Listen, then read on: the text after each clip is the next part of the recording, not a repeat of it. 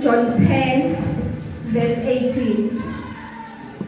Lapho fundeka khona kanje uthi no one takes it away from me, but I lay it down on my own accord, and I have authority to lay it down, and I have authority to take it up again. This is charge I have received from my Father. Ngasi sifuthi ngakwazi ukufundela ngesizulu. Asakho ongangamuka ukuphila kwami, kodwa ngikudela ngokwami. Nginamandla okukudela, nginamandla okukubuye ngikuthabathe. Lo myalo ngiwamkele kuBaba. Amen. Therefore siphinde sivule uJohn 19 verse 10. Yes. Lathi khona, so Pilate said to him, "You will not speak to me? Do you not know that I have authority to release you and authority to crucify you?"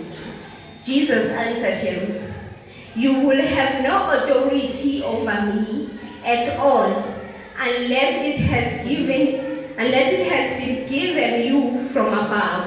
Therefore, he who delivered me over to you has the greater sin." Verse 10. Khona uPilate wathi, "Awukhulumi kimi na? Awazi ukuthi nginamandla okukhulula, nginamandla futhi okubethela esiphambalweni." uJesu waphendula wathi, "Ngabe awunamandla neze phezu kwami, ukuba awuwanikwanga ngaphezu kwalokho onginike kuwe unesono esikhulu." Ngalokho uPilate wayefuna ukumkhulula, kepha abaJuda bamemeza bathi, "Uma umkhulula lona awusiye umhlobo kaKesari." Amen. Ngicela sihlale phansi. Siyabonga. So, ngithema ngifunda le verse. Ihloko sami is about authority, which God has authority over everything. Oh yes. Akekho umphoqayo ukuthi enze okuthile. Uyena ovumayo ukuthi I do it on my own accord. Isesithi ngiyambona mayesho kanje le confidence in him yokwazi ukuthi yonke into engiyenzayo I do it on my own accord. Ndothanda ukuthi sithathe a few steps back. Siye uJob 1 verse 9, I think. It's Job 1 verse 11 to 12. La ngithanda isihloko sakhona la iqala khona ku9. It is certainly allowed to test Job. Okusho ukuthi yena yedwa abenganawo amandla ukuthi akazenzela noma yini athandayo ukuzenzela uJobe. Okusho ukuthi nezinto ezenzeka empilweni yethu azenzeki ngoba sizenzakalela, but God has been given authority kulezo zinto ukuthi zenzakale. Sometimes sinokuhamba izimo empilweni size siyibuza ukuthi uNkulunkulu uvume kanjani. Ukwenzekeni ukuthi uSathana avume ngempilo yethu, but we don't understand ukuthi uNkulunkulu oyiphili authority. Why enikeza such authority yokuthi sizwiswe ubuhlungu? Ngoba kodwa kwesinye isikhathi njengakuJobe mengabe uSathane uNkulunkulu ethi uthathe uJobe, wambuye uNkulunkulu wathi ungakuthatha konke nakho kusesandleni sakho kodwa hayi impilo yakhe. Ngoba uNkulunkulu uyayinikeza authority to such, kepha abe namathize nisizi ukuthi ungakwenza lokhu kepha ungafinyeleli lapho. Kukangakanani abantu befike empilweni zethu kanganye bafune okanye baze basihambele ukuthi kwenzeke okuthile empilweni zethu. And kwesinye isikhathi kwenzeke njengoba bezile kwenzeke bayibona ukuthi banamandla. I want to receive a call nje engangayazi mangiyibamba ikholi athi umuntu ngangitheli wathini ngimangala ukuthi athi kunjani makunje ngangishilo ukuthi kuyogcina nini ngamangala ke manje ukuthi kanjani ngathi mangidropha ikholi ngabuza uNkulunkulu ngathi uNkulunkulu kungani kwenzeka izinto empilweni zethu kube khona abantu abajabulayo ukuthi the certain things ezenzakala yezenza ukuthi ubona bayibona ukuthi banamandla abanye lokho 20% ukuthi kwenzeka kanjani lokhu ukukholwa ubiza uNkulunkulu but they not understanding ukuthi God has given that authority akekho menza ukuthi ayinikezele uyenza on his own accord God allow ukuthi uSathana azenzele ithi ngokuvuma kwakhe angazenzela banamandla yingakho uSathana aya kuNkulunkulu to get approval ngoba wayazi ukuthi wayeka ingenelo ngenxa yokuthi imali somuhla ngeke uzuze ungene esibayeni somuntu ithatha imvu yakho ihlaba ungakhulumanga nomnikazi wendlu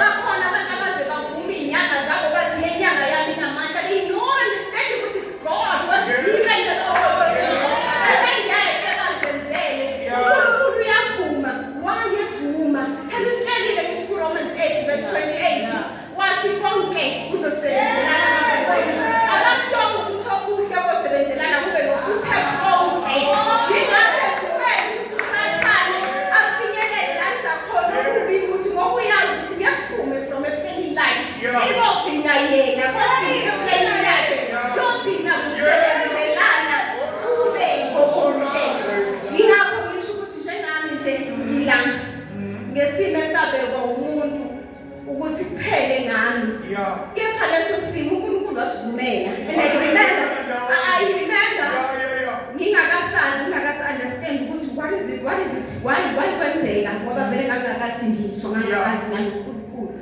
why kwenzeka and kuyinto ngeke uxoxe nomunye umuntu because kwawena we understand ufaka kanjani nomunye umuntu until one day ngihlale nabantu ababekhuluma ngayo lento lithi okusho ukuthi ayenzeki yini ngeke yabo so babekhuluma ukuthi lapheka kanjani athi omunye hayi uyaya ko so called traditional healers bayayilapha athi omunye hayi nama traditional healers awayilapha yayidambisa nje kodwa emva kwesikhathi besiyaphinda futhi so ngilalela angiphendula ngisho lutho ngithi mase ngiyedwa ngithi uNkulunkulu bathi labantu lento ayilapheki labantu bayayidambisa ngithi kodwa wena uthe ongenzeki bantu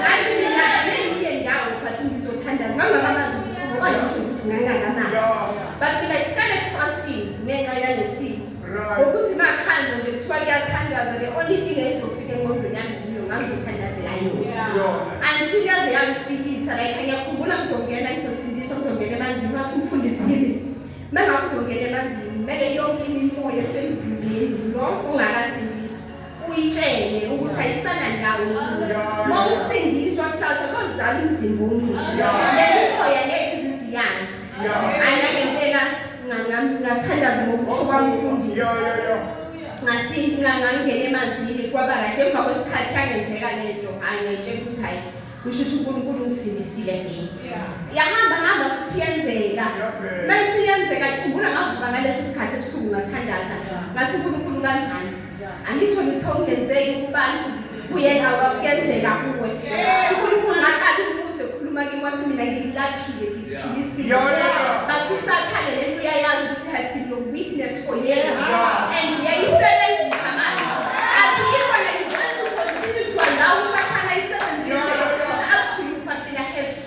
and so understand ukuthi uNkulunkulu kumele kuSathane le authority ukuthi enze lento ayenze empilweni yami uSathane wayithi uzongidestroy kanti uNkulunkulu wayibona ngolizwe lokuthi uzongibiyela uNkulunkulu wangibiyela wathi nasengiyelile kaze kafika endlini yakhe wathi masengifikile endlini yakhe obadedela namaketana Sathane athi ususendlini yami ungaphandle bekwamele ngikuvumele lokhu uSathane bethena kuzokulimaza kodwa mina bengazi sebenzelana kuze kube ngoku so ngisho ukuthi akamuntu namanje yethu Sathane kuna yena kuna mazwaba bazowafunga endweni zethu bawa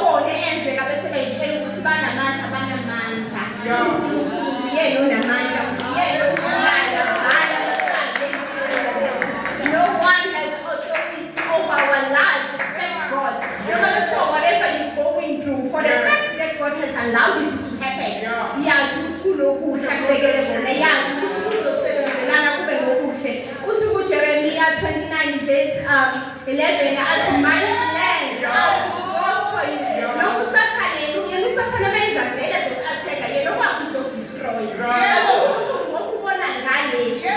But I let it happen ngoba mina ngiyazi ukuthi where you will lead ukuthi kuzofinyelela lapha. Ngisho nabantu abebeyitshela ukuthi kuzokwenzeka okubi kithi masekushintsha kwenzeka okuhle bayamangala ukuthi kanjani manje kwenzeke kanjani ngoba lo muntu bengithi ngizomlimaza lo muntu lo bengithi ngizombulala kwenzeke kanjani. It is because God has authority over our lives.